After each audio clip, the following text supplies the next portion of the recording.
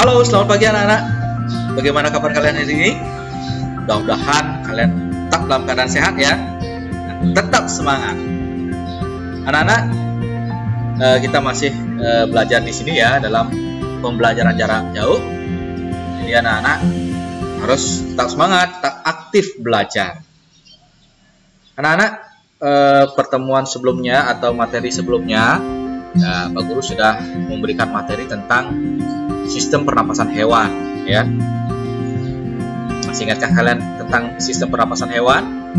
Ya, di sana ada beberapa jenis hewan yang memiliki berbagai macam jenis alat pernapasan.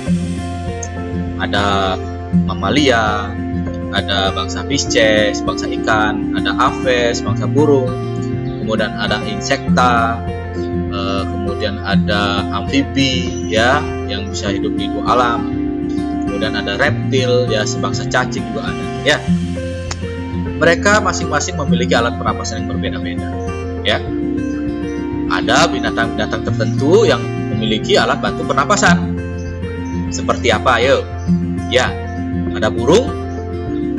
Dia memiliki alat bantu pernapasan yang disebut dengan kantong udara atau pundi-pundi udara, ya.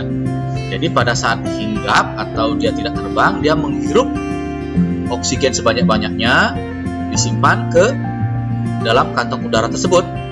Dan ketika dia terbang, dia tidak melakukan pernapasan, melainkan dia mengambil udara dari kantong udaranya. Kira-kira binatang apa lagi ya yang memiliki alat bantu pernapasan? Ya, pada ikan. Tapi tidak semua ikan ya. Ikan yang hidup di daerah yang kurang air atau berlumpur, ya, seperti lele, mujair, ikan gabus, ya, mereka hidup di daerah yang berlumpur. Nah, mereka memiliki alat bantu pernapasan yang disebut dengan apa? Labirin, ya. Oke, itu sekedar review dari Pak Guru. Untuk hari ini kita akan mempelajari sistem pernapasan pada manusia. Ya, sebelum kita mulai, kalian tahu nggak apa yang dimaksud dengan bernapas? Ya, bernapas itu kita menghirup udara dan mengeluarkan udara. Menghirup, kemudian mengeluarkan. Nah, itulah yang disebut dengan bernapas. Apa yang kita hirup, apa yang diperlukan oleh tubuh manusia, apa yang tidak diperlukan oleh tubuh manusia dikeluarkan. Baik anak-anak, ya, sekali ini kita akan membahas tentang respirasi sistem atau sistem pernapasan pada manusia. Respiratory system. Ya, respirasi system atau sistem pernapasan pada manusia, ya, itu terjadi ya di dalam tubuh kita, ya, di bagian tubuh kita ada istilahnya proses pernapasan. Nah, di sana di dalam tubuh kita itu, di dalam organ tubuh kita, di bagian tulang dada, ya, itu ada yang disebut dengan tulang iga, kemudian ada sekat pembatas yang disebut dengan diafragma. Ya. Nah, di sana di dalam tulang dada itu terdapat paru-paru yang dibagi menjadi dua bagian. Ada bagian kiri dan kanan. Bagian sebelah kanan itu dibagi menjadi 3 bagian. Sedangkan bagian sebelah kiri itu yang lebih kecil, ukurannya dibagi menjadi 2 bagian. Nah, 2 bagian paru-paru ini dihubungkan dengan cabang tenggorokan yang disebut dengan bronkus. Nah, mereka dihubungkan dengan cabang tenggorokan itu. Kemudian ada cabang tenggorokan, yaitu di sana ada ring penyangga dari tenggorokan itu sendiri, ya, untuk melindungi tenggorokan tersebut. Kemudian ada faring dan nostril atau lubang hidung. Nah, dari sinilah masuknya udara, ya, ke dalam tubuh kita. Dimulai dari lubang hidung, kemudian masuk menuju faring, kemudian ke tenggorokan, menuju ke batang tenggorokan atau bronkus, menuju ke paru-paru.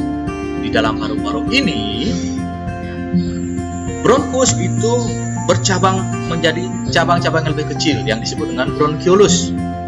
Kemudian menuju ke alveolus, ujung dari bronkus. Nah, di ujung bronkus ini terdapat ribuan alveolus, gelembung-gelembung kecil, ya.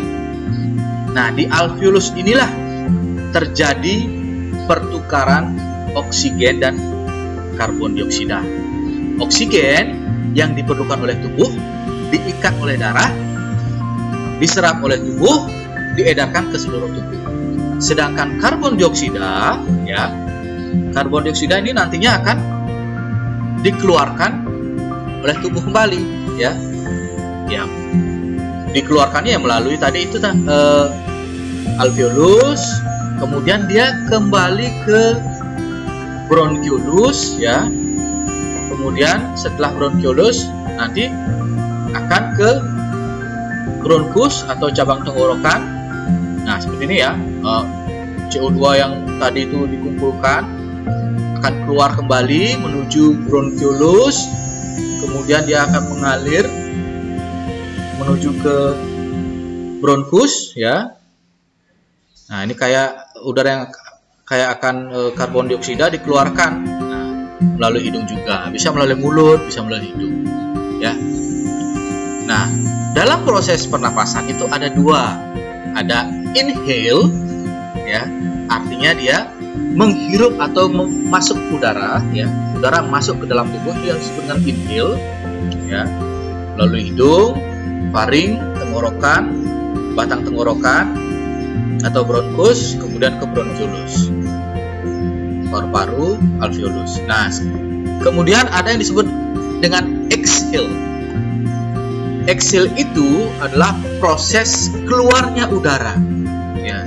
Jadi udara itu dikeluarkan seperti tadi, terjadi pertukaran oksigen dan CO2. CO2-nya ini akan dikeluarkan, ya, kembali keluar dari dalam tubuh, ya. Nah, proses inhale dan exhale inilah yang disebut dengan proses respirasi, anak-anak, ya.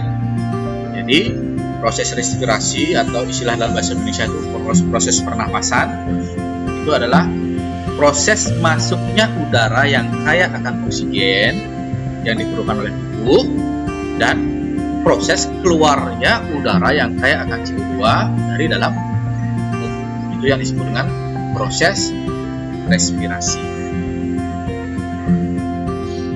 Ya.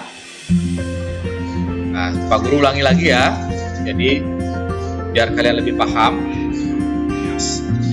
Kesimpulannya seperti ini. Di dalam tubuh kita, di dalam rongga dada itu ada tulang iga dan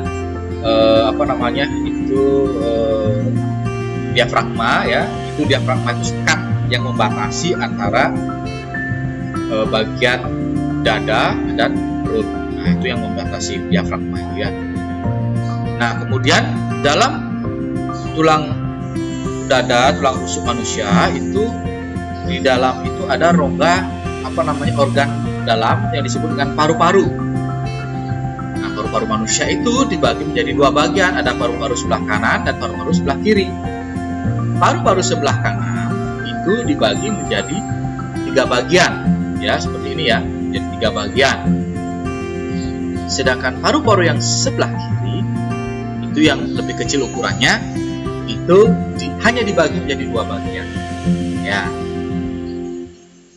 Nah, kemudian kedua bagian paru-paru ini dihubungkan oleh batang tenggorokan yang disebut dengan istilahnya bronkus.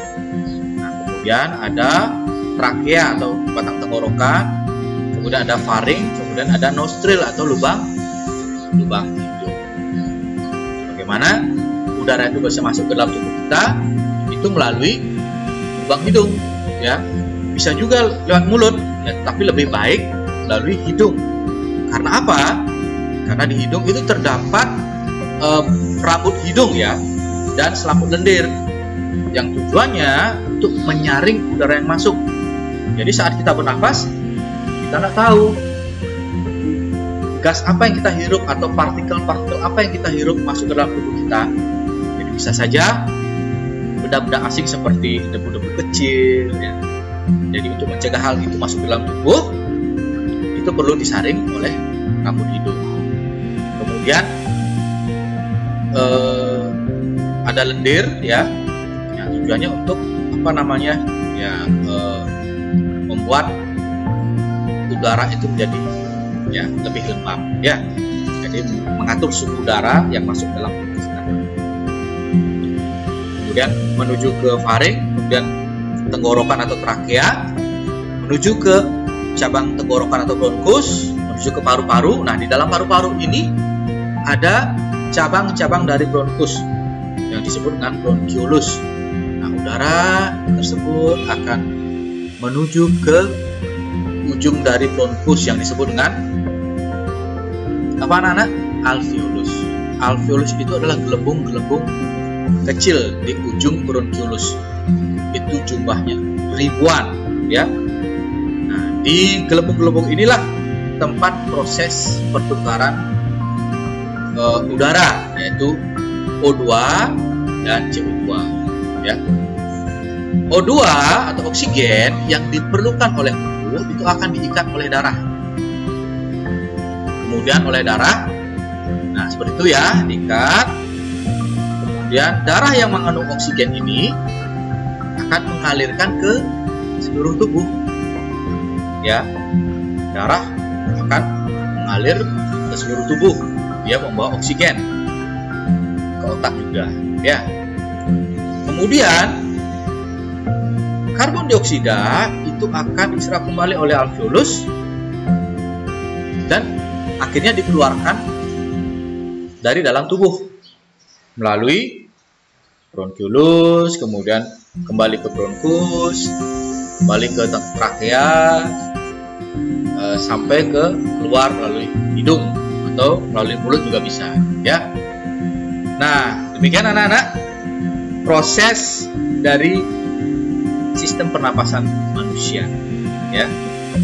Jadi oksigen itu sangat penting bagi tubuh kita, ya. Jadi kalau pagi hari itu paling baik kalian pada ketika saat bangun pagi, ya, coba kalian keluar rumah, ya, hirup udaranya dalam-dalam, masih terasa segar, ya, karena udara pada pagi hari itu belum begitu tercemar oleh udara yang lain, ya, seperti asap kendaraan atau asap-asap yang lain, ya.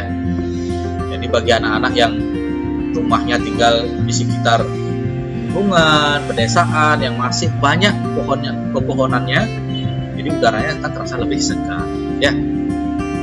Oke anak-anak, sekian dulu materi pada pagi hari ini, ya, sistem pernapasan pada manusia. Kita ketemu lagi pada materi pembelajaran berikutnya. Sampai jumpa, tetap semangat dan tetap jaga kesehatan. Pakai masker kalau kalian keluar dan selalu cuci tangan. Anak-anak, sampai jumpa. Salam sehat selalu.